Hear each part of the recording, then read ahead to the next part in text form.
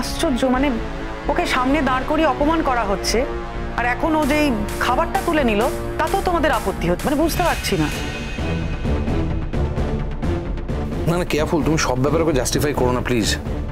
যদি খাবার না খাওয়ার হয় পিকলু খাবারটা সরিয়ে দেবে, ও খাবারটা থালাটা নিয়ে নেবে ভাবে। এত ওখানে অর্ডার সিটি কে দিয়েছে এটা বুঝতে পারছি না আমি। গুড্ডি, খাবারটা রাখো। কেন মামা? উনি যখন আমার রান্না করা খাবারটা খেতে চাইছেন না, তা সত্ত্বেও ওনাকে? না, তোমার রান্না করা খাবার বলে নয়, এটা দুপুরবেলার খাবার। আর খেতে যখন দেওয়া হয়েছে তখন এই খাবারটাই ও খাবে, তাই না? মুখের সামনে থেকে ভাতের থালা তুলে নিলে অলক্ষণ হয়, তাই রাখো, খাবারটা রাখো।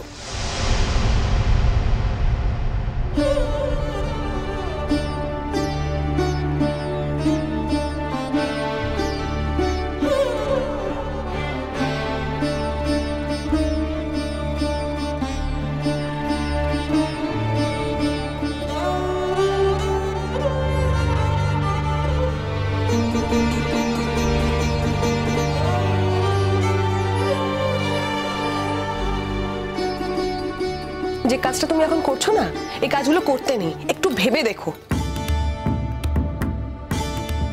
তুমি না বড্ড বেশি তরবর কর। এখানে এত লোকজন রয়েছে, কেউ সরিয়েছে খাবারের থালা, তোমাকেই সরাতে হলো। তোমাকে বলেছে তোমার রাগ হয়েছে, চুপ করে থাকতে। ওর যদি না খাওয়ার হতো নিজেই খাবারের থালা সরিয়ে রাখতো, তাই বলে একজনের মুখের সামনে থেকে এভাবে ভাতের থালা সরিয়ে নেবে? কি করে পারলে? না পারার কি আছে? সেই ভাতের থালা নিয়ে যদি ওনার কোনো আপত্তি থাকে আমি নিশ্চয়ই সরাতে পারি, কারণ রান্নাটা আমি করেছি। এই রান্না তুমি একা করেছো? আমি তোমাকে জোগাড় করে দিইনি? উনি তো তোমার রান্না নিয়ে কোনো কথা বলছেন না, উনি শুধুমাত্র আমার রান্না করা নিয়ে কথা বলছেন। প্লিজ গুড্ডি, দোহাই তোর, এবার একটু থাম না। এই জন্যই আমি আসতে চাই না, জানিস তো। কেন আসবে না? তুমিই তো আসবে শিরিন দিদি, এ বাড়িতে তো তোমারই আসার কথা। আমি বরং এখান থেকে চলে যাচ্ছি। এই চলে যাচ্ছ কোথায় তুমি এখন? মাম্মাম কি একা একা পরিবেশন করবে? কেন সোহাগ, আমি তো আছি। ওইবার কতক্ষণ দাঁড়িয়ে দাঁড়িয়ে অপমান সহ্য করবে সবার সামনে? বুদ্ধি, খেতে বসো। না কাম্মা, আমি এখন খাবো না। জেঠমনি সারাদিন না খেয়ে আছে, আর আমি না। আরে বুঝতে পারো না কেন? ও আমাদের থেকে বড়দাকে অনেক বেশি ভালোবাসে। একটা অন্তরের টান আছে না বড়দার প্রতি, আমাদের প্রতি তো আর সেটা নেই। যা বলেছ। মামাময়ী একটা কথা বলে না, কি যেন প্রবাদটা, দুদিনের যোগী ভাত্রে কয় অন্ন। শোনো না, যেটার জন্য আমরা আছি, আমি আছি, তোমায় অপেক্ষা করতে হবে না। তুমি এসো, এখানে এসে খেতে বসো। না মাম্মাম, আমি এখানে বসবো না। এসো না, আমার পাশে বসো, এখানে তো সিট আছে। আমরা গরিব হতে পারি, আমার বাবুজি একটা সময় তোমাদের বাড়ির ছেলের কাছে কাজ করত। তোমাদের বাড়ির ছেলে হয়তো অনেক উঁচু পোস্টে চাকরি করেন, কিন্তু তাই বলে আমাদের আত্মসম্মান নেই সেটা কেন ভেবে নিচ্ছ?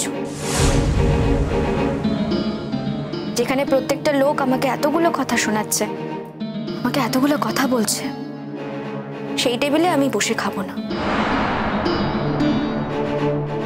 ঠিক আছে ঠিক আছে, রান্নাঘরে বসে পড়ো, তাহলেই হবে, সেটা কোনো বড় ব্যাপার নয়। আপাতত মাম্মাম দিচ্ছে, আমরা বসেছি, একটু হেল্প করো মাম্মামকে। গুড্ডি, বলছিলাম তুই কিন্তু এখানে সবার সঙ্গে বসে খেতেই পারতিস, তোরও নিশ্চয়ই খুব খিদে পেয়েছে। আর আর দেখ, আমি জানি তোকে হয়তো এখানে অনেকে কথা শোনাচ্ছে, আবার অনেকে কিন্তু তোর সাপোর্টেও কথা বলছে।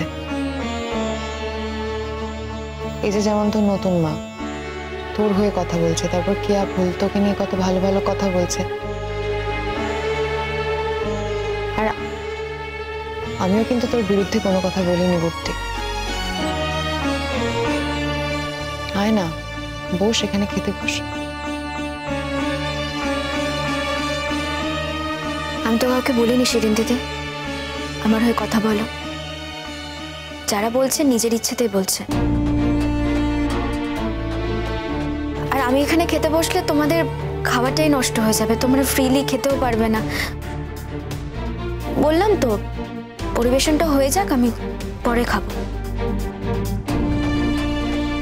শিরিন, তোমার ওকে এত সাধার কি আছে আমি কিন্তু বুঝতে পারছি না। তুমি প্লিজ তোমার খাবারটা খাও।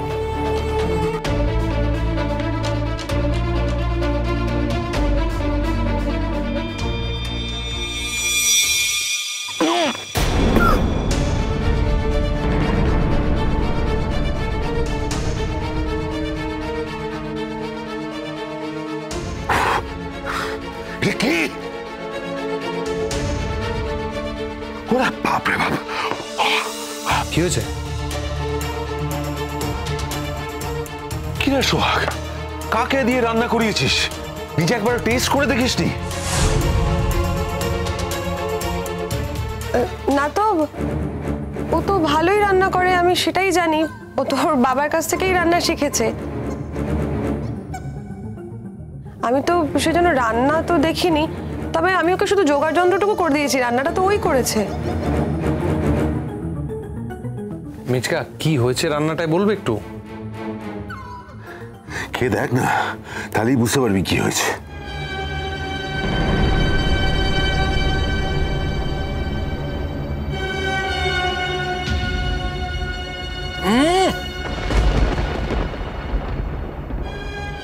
কি হয়েছে? ছি ছি ছি ছি, কিন্তু দুপুরবেলা পুরো খাওয়াটাই মাটি হয়ে যাবে। মানে এটা কি মানে এটার? এই সোহাগ, তুই একবার টেস্ট করবি না? রান্নাটা করতে বলে দিয়েছিস বলে তোর দায় সব শেষ হয়ে গেছে। তুই একবার টেস্ট করে দেখবি না রান্নাটা কি হয়েছে? আরে বাবা, কি হয়েছে আমি তো সেটাই বুঝতে পারছি না। বুঝতে পারছিস না? মানে এটা ডাল হয়েছে। তুমি তো মনে হচ্ছে ডালে 1 কিলো লঙ্কার গুঁড়ো দিয়ে ফেলেছো। এরকম লাল রঙের ডাল, ঝাল হয়েছে এইরকম। সোহাগ, এই ডাল কেউ খেতে পারবে না, মরে যাবে, অসুস্থ হয়ে পড়বে।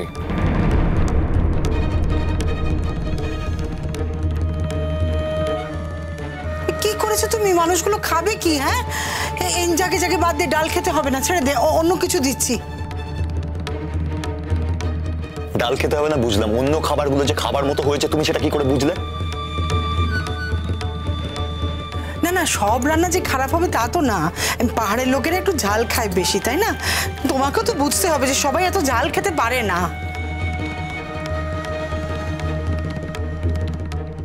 কই গুড্ডি, বউরুদা তো এত ঝাল দিয়ে রান্না করতো না, তুই কি করেছিস? শিরিন দিদি, আমি কিন্তু লঙ্কার গুঁড়ো দিয়ে নিই। আর ওই যে রংটা হয়েছে ওটা তো টমেটোর। যদি টমেটোই হয় তাহলে ঝালটা হলো কোথা থেকে গুড্ডি?